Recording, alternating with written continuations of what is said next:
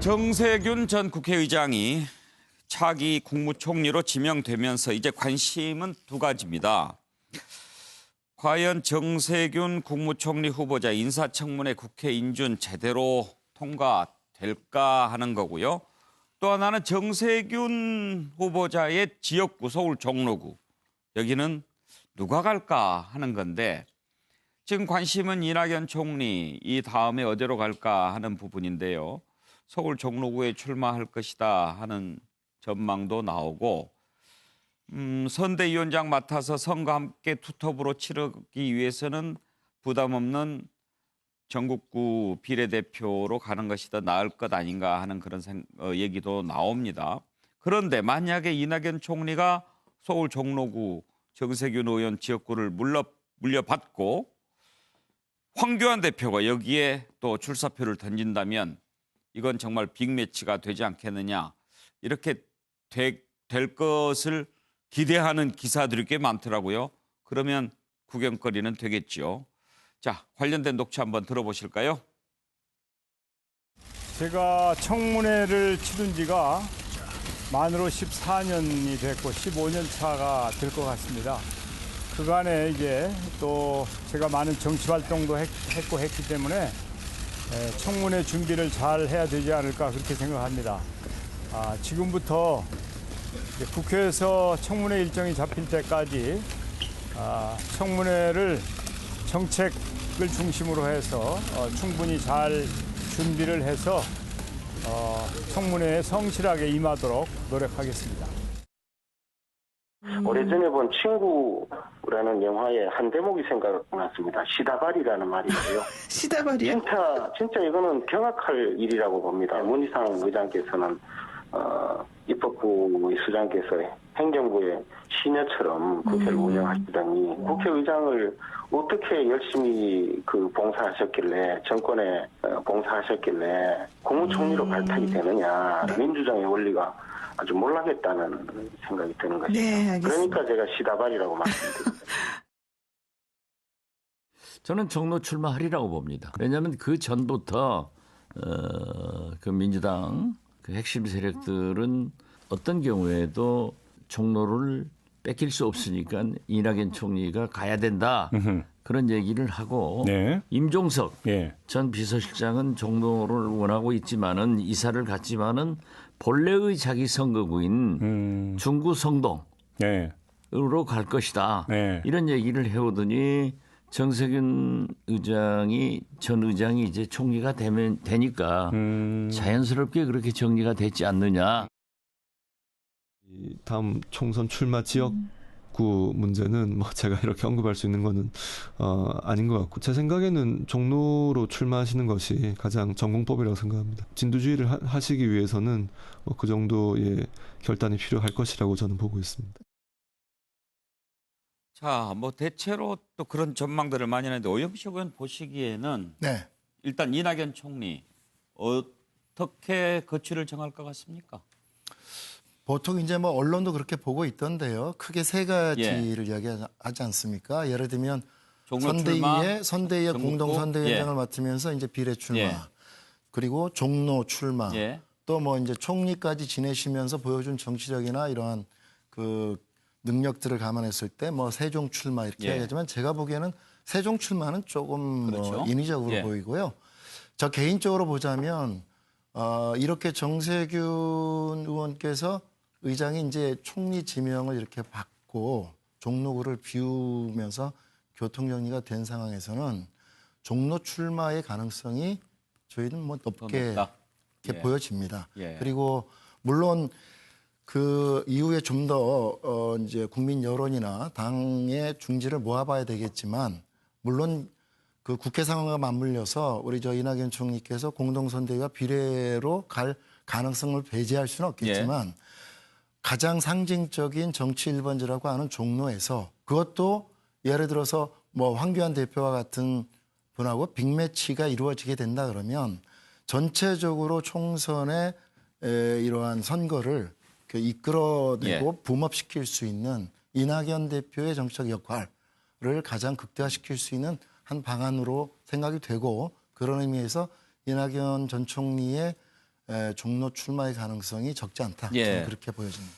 정세균 총리 후보자 전망은 좀 이따 따로 한번 들어보기로 하고 일단 이낙연 총리 얘기 나왔으니까 정태근 의원은 어제 그것은 좀 너무 서로 상대방한테 부담이 크게 가는 카드라서 네, 그런 가능성이 좀 측면도 낮다고 있고요. 봤죠. 그러니까 지금 예를 들면 민주당에서 지역구를 출마하는 사람 입장에서 봤을 때는 명확하잖아요. 이해찬 대표가 와서 선거운동 해주는 것보다 이낙연 전 총리께서 와서 선거운동 해주는 게 훨씬 낫거든요. 그리고 분명한 사실은 어떻든 이낙연 총리가 정반기 문재인 정부 1기의 총리를 다 했어요. 그러면 이제 정권 심판론이라는 것들이 집중될 거고 그럼에도 불구하고 제가 봤을 때는 종로를 선택한다. 빅매치를 만들고 거기서 싸움들을 시작하기 위해서. 그러면 황교안 대표도 종로 출마 안 할 수가 없습니다. 이미 사실은 황교안 대표가 크게 실수를 한 게 지난번 보궐선거가 있었을 때 창원 성산에 출마했었어야 되거든요. 예. 그럼 아마 당선됐을 겁니다. 근데 그걸 이미 한번 회피했어요. 근데 이번에 만약에 이낙연 총리가 종로를 출마하는데 다른 사람을 대항마로 내보낸다? 네. 그러면 이제 한국당은 지고 들어가는 거잖아요. 그래서 만약에 그 이낙연 총리가 그런 결정을 하면 빅매치가 만들어지는 거는 불가피하다고 보여지고 네. 그 정세균 의장님 문제를 잠깐 좀 말씀을 드리면 사실은 헌법 정신을 훼손하면서까지 그런 총리의 선택을 한 것은 아마 대권 후보를 염두에 둔 거라고 저는 보여져요. 네. 근데 이럴 가능성도 있습니다. 만약에 이번에 연동형 선거법 문제가 불발이 되면 그래서 소위 야권 공조가 깨지면 제가 보기에는 인준투표에서 낙마를 할 수도 있습니다.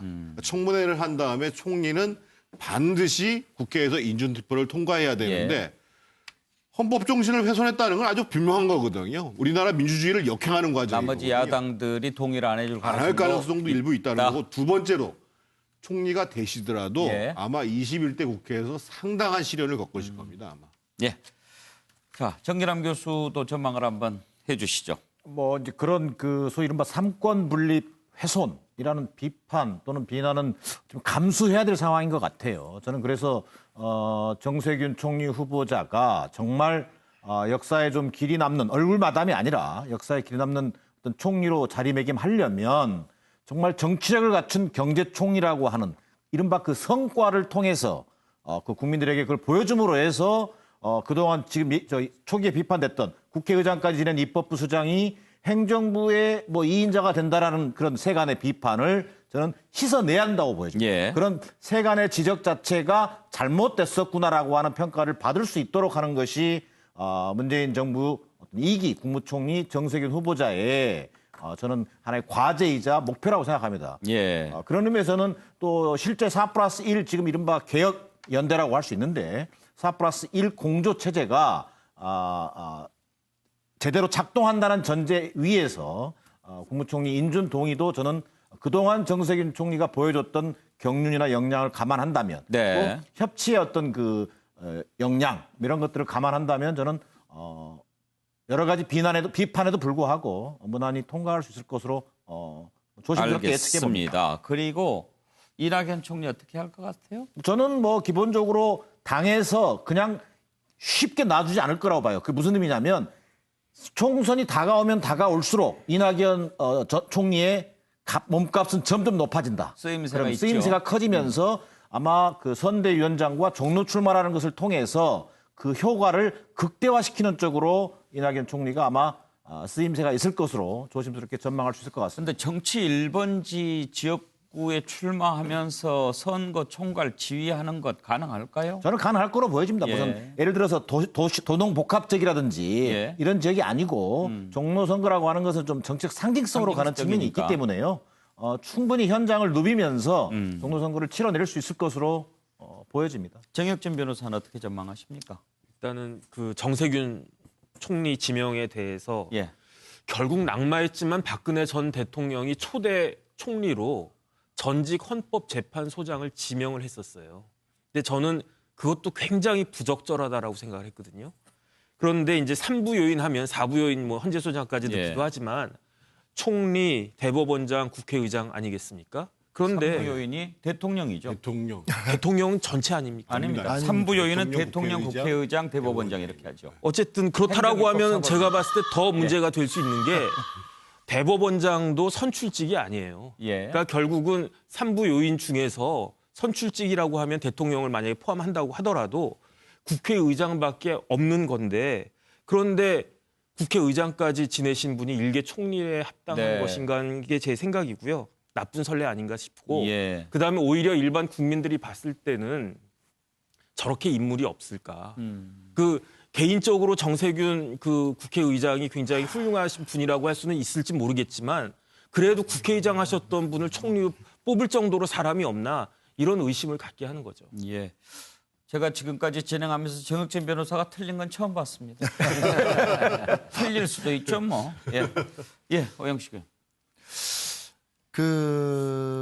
지금 임기가 끝나지 않았는데 전반기 국회의장을 지내셨던 분이 바로 총리 지명을 받고 총리로 간다라고 하는 것에 대해서 이게 뭔가 상권 분립의 정신과 조금 충돌하는 거 아니냐, 위배되는 거 아니냐 이러한 비판 문제 제기에 저는 충분히 저희들이 감수하고 또 귀담아 들어야 된다고 생각을 합니다. 그러나 그게 그렇게 전직 국회의장을 지낸 분이 총리를 수행하면 안 된다라고 하는 문제는 아니거든요.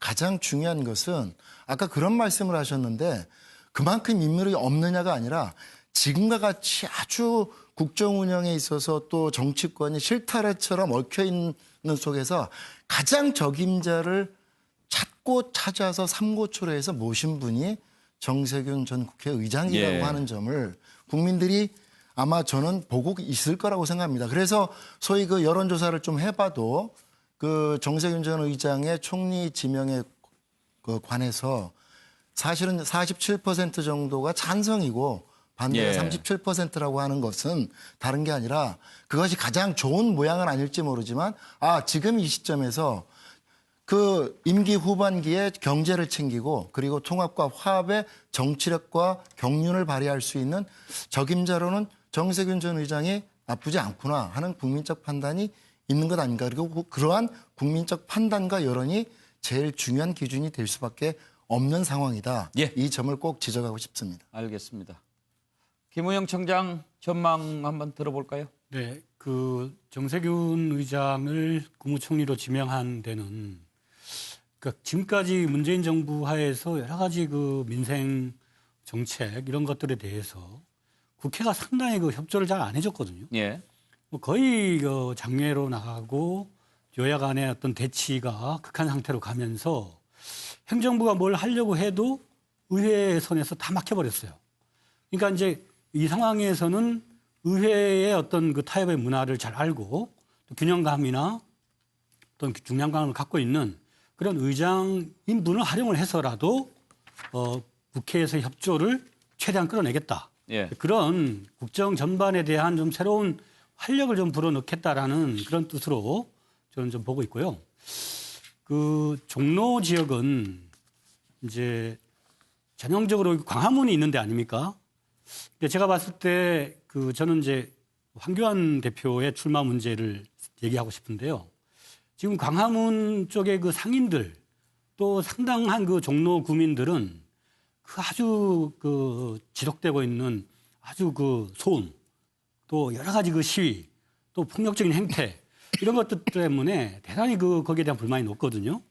그런 측면에서 제가 봤을 때 황교안 대표가 종로에 나왔을 때 승산이 매우 취약하다 이렇게 판단됩니다. 그렇기 때문에 결국은 장기적으로 대선 가도를 가기 위해서라도 종로는 좀 피해가지 않을까 이렇게 예. 예측하고 있습니다. 알겠습니다. 치지 말고 얘기하시고요. 예. 예.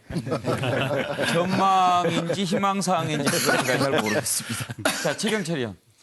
처음에 정세균 그 의장님께서 총리 발탁설이 제기됐을 때 제가 몇몇 정세균 의장님 측근들한테 전화를 했습니다. 예. 아니 지금 그 총리로 기용된다는데 어떻게 된 거냐고 네. 그랬더니 그분들이 저한테 이구동성으로 하시는 말씀이 최 기자 당신은 정치학과 나왔다는 사람이 말이야. 정치를 모르냐. 아하. 상권분립이라는 대원칙이 있는데 국회의장 하는 사람이 어떻게 국무총리로 갔느냐. 네. 정치학 교과서 다시 봐라. 공부 좀 하고 질문해라. 이렇게 얘기를 했습니다. 그래서 제가 얼굴이 화끈거렸습니다. 사실 그걸 질문 괜히 했네 이런 식으로 제가 생각을 했습니다. 그래서 책을 다시 뒤져봤습니다. 그것은 아주 오래된 민주주의 원칙이죠. 삼권 분립이라는 것은. 몽테스키에라는 사람이 아주 오래전에 법의 정신이라는 책을 써서 국민의 자유가 가장 보장받기 위한 가장 중요한 가치가 삼권 분립이다. 예.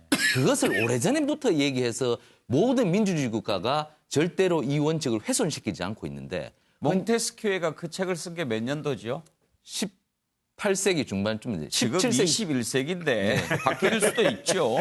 민주주의 원칙은 잘 바뀌지 않죠. 어쨌든 바뀐다면 합당한 이유가 있어야 되겠죠. 그러나 예. 대통령께서 어제 말씀하시는 것은 합당한 이유로는 굉장히 보기가 힘든 것이 아니냐. 저는 이 훼손된 원칙이 이렇게 간다면 우리 헌정사에 큰 오점으로 남을 수밖에 없다. 지금 말씀하신 그런 부분들에 공감하는 의원들이 얼마나 될까요? 저는 인준에도 영향을 미칠 수 있다고 보십니까? 그건 굉장히 그렇죠. 이거 국회가 입법부인데 입법부가 행정부의 시인형이냐 여기에 대해서 굉장히 의원들이 불불 끓죠. 민주주의 원칙을 어긋나게 한 부분에 대해서는 의원들이 굉장히 분노하고 있습니다. 지금 아까 정태근 의원님 말씀하셨다시피 4+1 선거법 협상이 좀 어그러지면 부결도 나올 수 있다. 저는 이렇게 봅니다. 예, 한번 지켜보죠.